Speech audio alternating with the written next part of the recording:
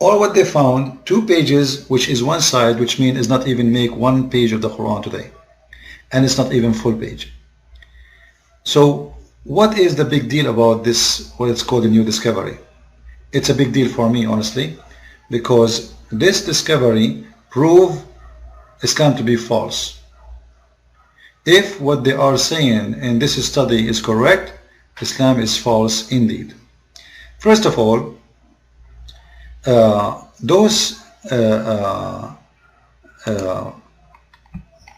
document what they found, it's not according to the study itself. It says that it's very similar, read with me, very similar indeed to the Holy Quran as we have it today. So it's not the same, it's very similar, very close to, but it's not exactly the same. And that is a problem, because are we talking about the Quran never been changed, not even 1 letter, or we are talking about very similar and very close? Either it is exactly the same, or that will be a problem.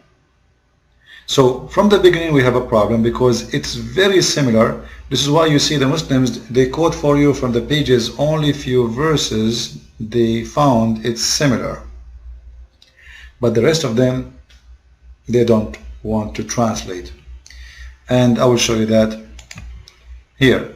Actually, I was trying to find the document as it is, so I can read myself. So you will see here the translation. They translate only 17, 18, and 19 and 20. All right, when the rest disappear. All right. However, if you look with me in the document, or let's say the first the study mention something very dangerous too.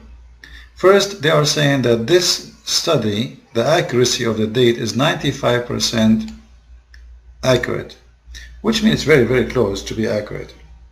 I will go with science and I will say they are right, it's 95% accurate, but that will cause a huge problem for the Muslims. Why? You see, people do not notice where is the problem. 568, Muhammad was not born yet.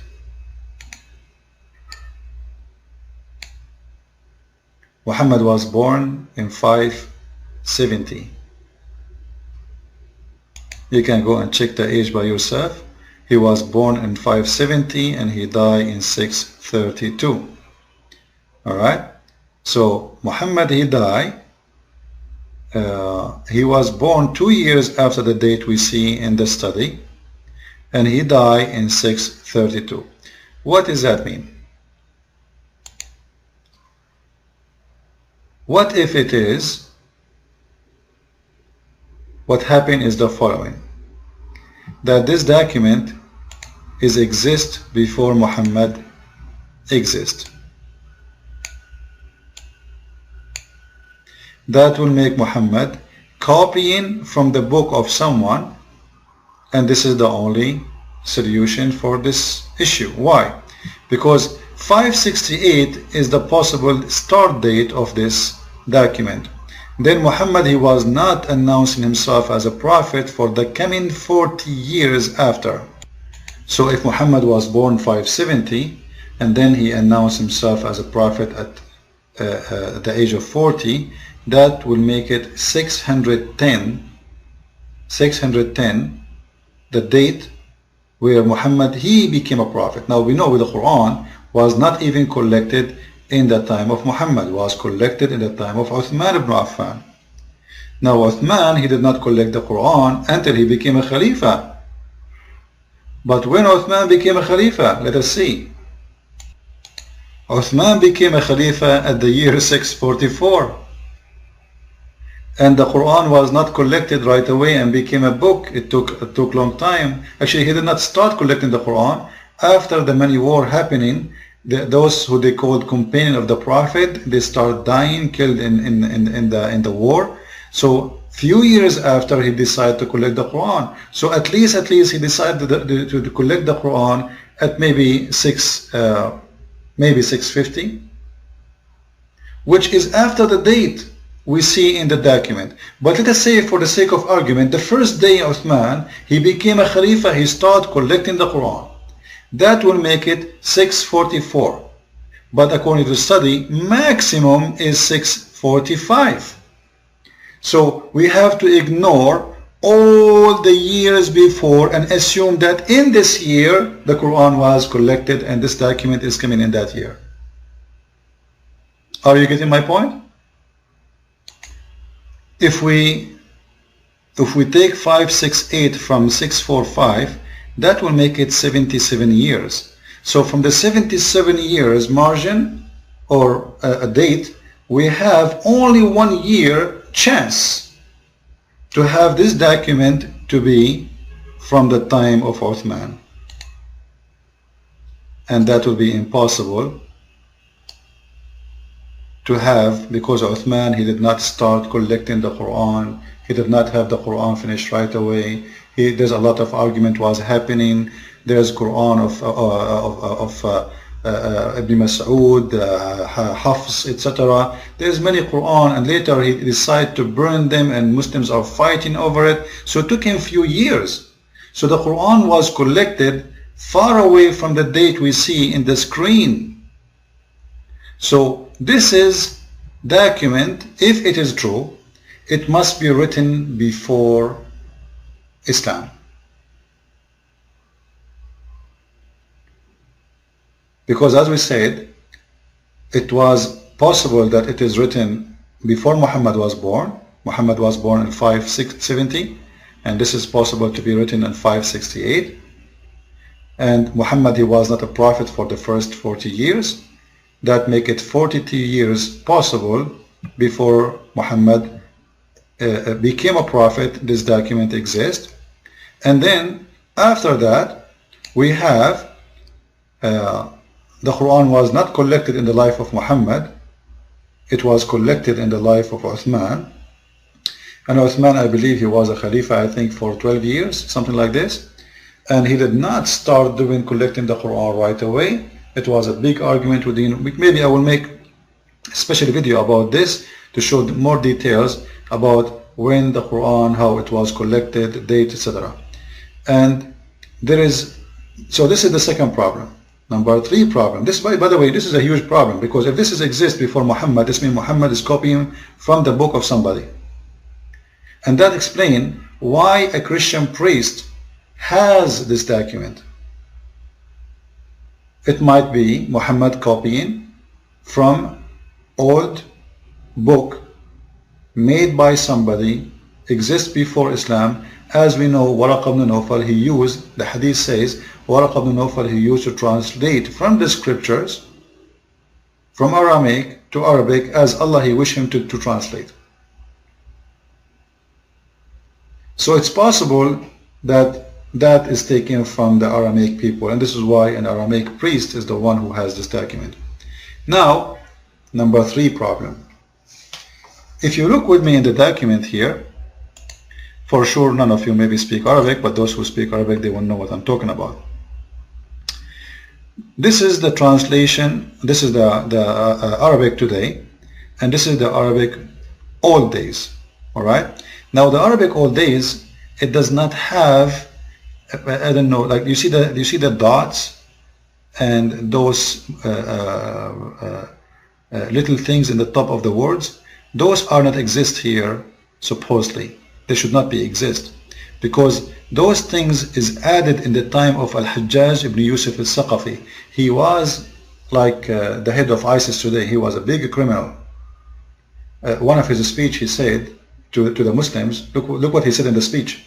He said, "Today I have many heads, they are fruits and ready to cut off."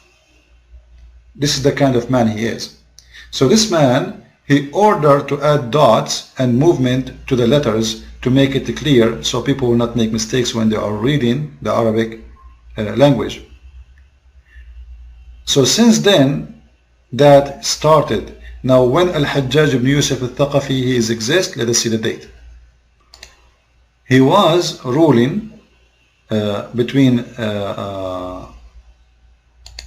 660 and 714, and this is far away from the date we see in the screen there. It was 645.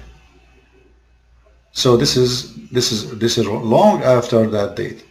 And if we go to the document, which mean what I'm trying to say to you here, this is the guy who add those movement to the letters, the dots. And let us see if the document they have dots. Yes, they do. Which means there's no way that this document is exist in the time of Uthman ibn Affan. As an example, I will take something very clear to show you. This is قال ألقها. قال ألقها. You see the dots here? This should not be exist because at that time there was no dots. Same as here. And you will notice they cover the rest of it, so we cannot read it. I'm not sure why. Obviously it's not the same. So they have only, like, I cannot read the rest. I cannot find the original document. Anyway, so you will see here there's a dot, here there's a dot, here there's a tashkil, here there's a dot, here there's a dot. It's all over, and that is impossible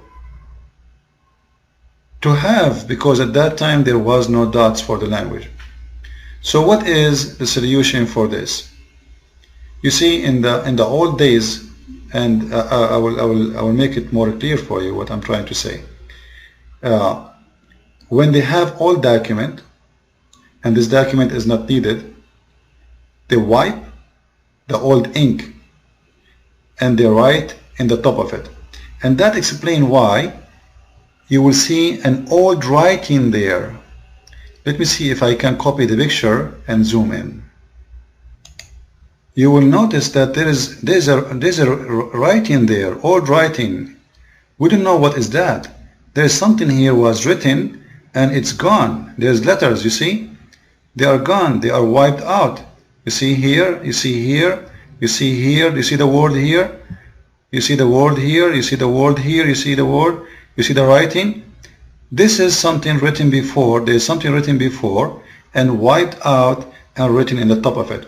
Why they used to do that? Because it's not like today, you rip the paper and you grab a new one. It's very easy. This is very expensive material.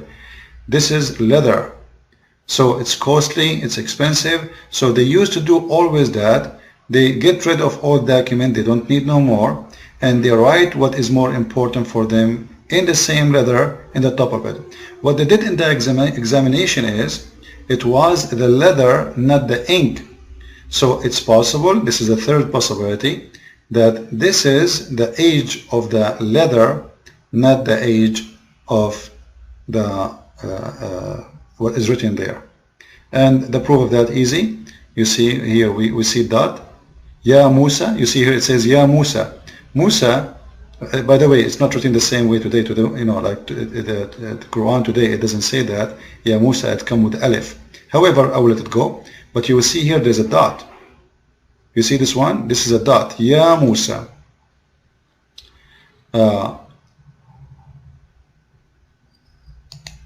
You see it here. You see it? This is a dot.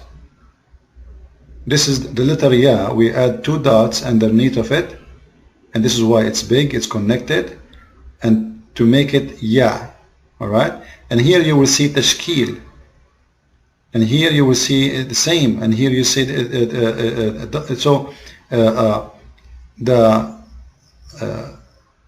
dots is all over, and that is a very clear proof that this cannot be an old document as they claim.